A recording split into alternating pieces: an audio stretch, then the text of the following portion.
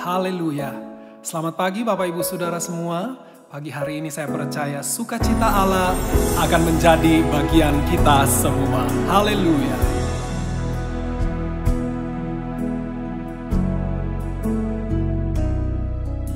Sukacitaku penuh, ku bermazmur karena ku tahu ku telah ditebus oleh curahan darah-Mu. Ku menari bagi-Mu, ku memuji karena ku tahu ku berkemenangan oleh curahan darah-Mu. Darah-Mu Yesus sucikan daku, darah-Mu Yesus bebaskanku. Darah-Mu Yesus ubahkan daku, ku dijadikan baru.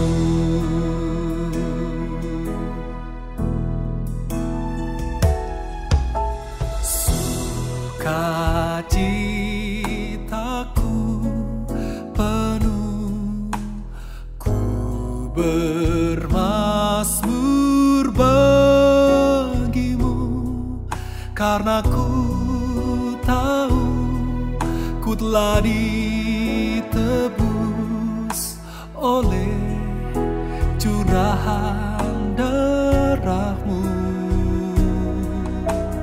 Ku menari bagi-Mu, ku memuji nama-Mu, karena ku tahu ku berkemenangan oleh curahan darah-Mu. Darah-Mu Yesus sucikan aku, darah-Mu Yesus bebaskanku. Darah-Mu Yesus ubahkan daku, ku dijadikan baru.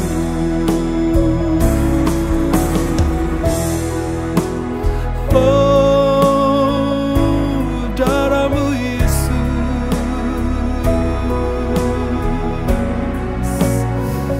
yang bebaskanku.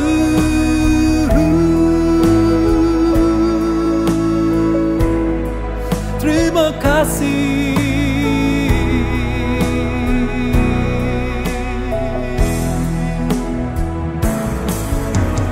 Darah-Mu Yesus sucikan daku, darah-Mu Yesus bebaskanku.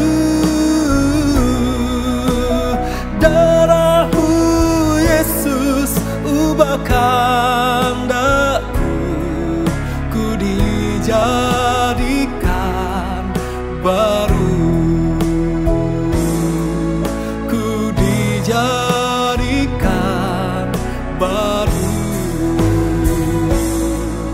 ku dijadikan baru.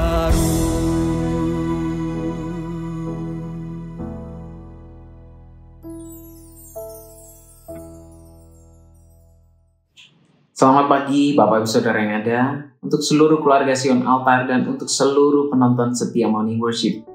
Bersyukur pagi ini kita boleh kembali merenungkan firman Tuhan yang saya bawakan dengan judul Elim Sebelum Kanaan. Bapak Ibu Saudara, tentunya kita pasti sudah mengerti kisah bangsa Israel ketika mereka hendak menuju tanah Kanaan. Tetapi ketika saya coba mendalami kembali kisah ini, ada satu hal menarik yang saya akan bahas bersama pada saat pagi hari ini, yaitu ketika mereka berhenti di tempat bernama Elim. Kita akan baca terlebih dahulu dalam Keluaran 15 ayat 27. Sesudah itu sampailah mereka di Elim. Di sana ada 12 mata air dan 70 pohon korma. Lalu berkemahlah mereka di sana di tepi air itu. Bapak Ibu Saudara, sedikit saya mungkin akan ceritakan bahwa bangsa Israel ketika mereka baru saja melewati Laut Teberau, mereka berhenti pertama di tempat bernama Mara. Dan di Mara ini mungkin merupakan satu cultural shock buat mereka ya. Karena mereka ketika masuk padang gurun, mereka melihat betapa sulitnya hidup di sana. Bahkan di Mara ini, mereka bahkan dikatakan hampir-hampir tidak dapat menemukan air minum. Dan setelah mereka mengalami satu hal yang mungkin ya mengkagetkan ya kehidupan jasmani mereka, selanjutnya mereka berhenti di tempat bernama Elim ini. Dan dikatakan bahwa di sini ada 12 mata air dan 70 pohon korma. Dan saya percaya pasti di tempat ini adalah satu hal yang sangat berbanding terbalik dengan Mara. Mereka pastinya dapat hidup di sini. Dan kalau kita menelusuri secara Alkitab ya, sebenarnya angka-angka dalam Alkitab ini tidak pernah tertulis secara kebetulan. Bahkan angka 12 dan 70 yang tadi kita lihat, itu memiliki makna teologis yang menggambarkan kesempurnaan. Kita tahu angka 12 itu juga dipakai ketika Yesus memilih 12 muridnya. Angka 70 pun kita tahu banyak hal ya. Ada seminggu 7 hari, ada 70 tahun, sabat, dan sebagai dan berbagai macam angka-angka yang kita mengerti. Nah, Bapak Ibu Saudara, ini mungkin juga merupakan gambaran sebenarnya ketika mereka sampai di Elim, mereka melihat ini adalah surga yang sebenarnya sudah cukup untuk mereka bisa lewati, untuk mereka bisa berhenti di padang gurun tersebut. Karena mungkin setelah itu mereka bisa mungkin berpikir kembali, kita akan menemukan tempat yang tidak sesubur ini. Tetapi kita tahu dalam Keluaran 3 ayat 17 bahwa Tuhan berjanji, Tuhan akan membawa mereka ke tanah Kanaan yang berlimpah-limpah susu dan madunya. Ini bukan satu tempat yang tersedianya terbatas lagi, tetapi yang sudah berlimpah, yang tidak terhitung. Nah, Bapak Ibu Saudara, apa yang akan kita renungkan pagi hari ini? Yaitu seringkali kita juga suka di dalam kondisi kita berhenti di Elim ini. Mungkin kita merasa saat ini pekerjaan kita sudah aman-aman saja. Kita merasa semua aman, bisa menghidupi keluarga, ya. Dan mungkin juga dalam kerohanian kita mengalami hal yang sama. Kita merasa kita sudah cukup menghidupi segala yang rohani dengan baik. Mungkin kita sudah beribadah, mungkin kita juga sudah melayani, dan lain sebagainya. Nah, tetapi Bapak Ibu Saudara, ini adalah sifat manusia yang kita seringkali adalah menjadi comfort zone. Dan kita lupa bahwa rencana Tuhan itu adalah rencana yang sebenarnya lebih baik. Oleh sebab itu maka kita tahu dalam Amsal 4 ayat 18 dikatakan bahwa jalan orang benar itu adalah seperti cahaya fajar yang kian lama bertambah terang sampai rembang tengah hari. Dan langkah kita, saya percaya, itu tidak mungkin hanya berhenti dalam posisi yang kita saat ini sudah nikmati. Tetapi ada satu tujuan mungkin yang lebih mulia yang sebenarnya Tuhan sedang sediakan, tetapi kita masih saja mungkin berdiam di Elim. Oleh sebab itu pagi ini kita mau pelajari dua hal Bapak Ibu Saudara. Itu yang pertama, jangan cepat puas. Kita tahu Bapak Ibu Saudara ya, bahwa di dalam perkembangan ekonomi saat ini, ketika terjadi awal COVID, itu dalam kehidupan ekonomi sangat berubah drastis. dari satu tempat yang dulunya kita bisa hidup dalam mungkin yang usaha toko dan segala macam, saat ini usaha manusia bahkan sudah beralih kepada online shopping, ya. Dan ini bahkan mungkin banyak dari kita atau yang kita dengar, banyak usaha-usaha yang akhirnya harus jeblok. Karena apa?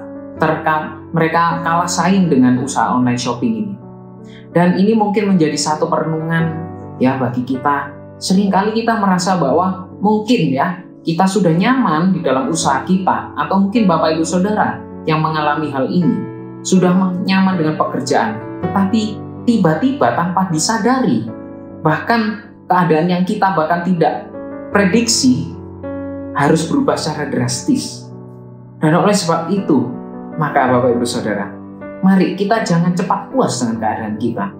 Karena kita tahu yang kita saat ini mungkin nikmati itu masih hanya satu pemberhentian untuk satu hal yang lebih baik lagi.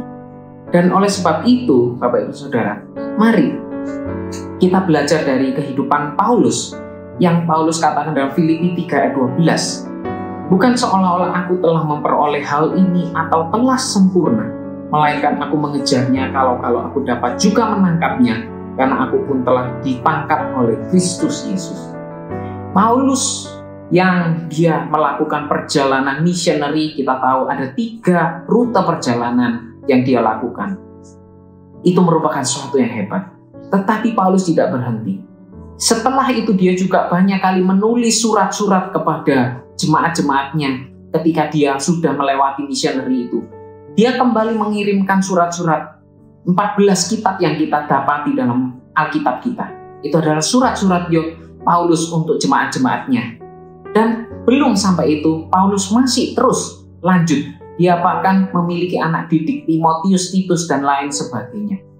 Ini adalah satu gambaran bahwa Paulus pun dia terus berusaha untuk dia bekerja. Dia tidak puas dengan keadaannya. Meskipun kita tahu achievement yang Paulus lakukan itu luar biasa. Nah, Bapak Ibu Saudara, oleh sebab itu mari kita belajar jangan cepat puas. Dan ketika kita pada akhirnya nanti, supaya kita dengan yakin juga berkata seperti Paulus, aku telah mengakhiri pertandingan yang baik. Tetapi apakah kita sudah dengan yakin dapat mengatakan itu saat ini? Apabila kita masih belum yakin, mari kita terus bangkitkan semangat kita untuk Kanaan yang masih Tuhan sediakan di depan. Dan yang kedua, kita belajar jangan putus asa.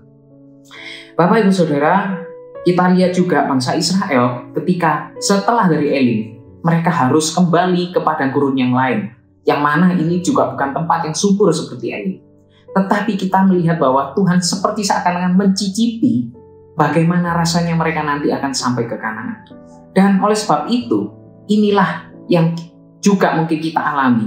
Kita merasa bahwa kita melewati hidup saat ini, yang fase-fase kita ini bukan fase yang mudah.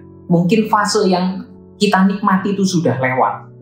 Tetapi kita harus yakini bahwa ini adalah jalan Tuhan untuk masih memurnikan, bahkan akan membuat kita untuk terus kita berharap kepada Tuhan. Karena apa?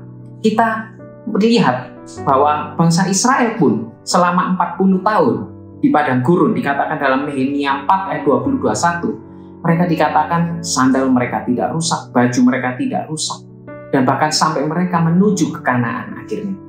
Dan saya percaya bahwa saat ini pun dalam keadaan yang sulit, kita pasti masih menikmati apa yang Tuhan sertai dalam kehidupan kita. Dan kita percaya, oleh sebab itu pagi ini jangan putus asa, karena Tuhan pasti akan terus menuntun kita meskipun saat ini pun kurang enak, tetapi untuk tujuan kita dimurnikan, ya, untuk tujuan kita terus diubahkan Tuhan.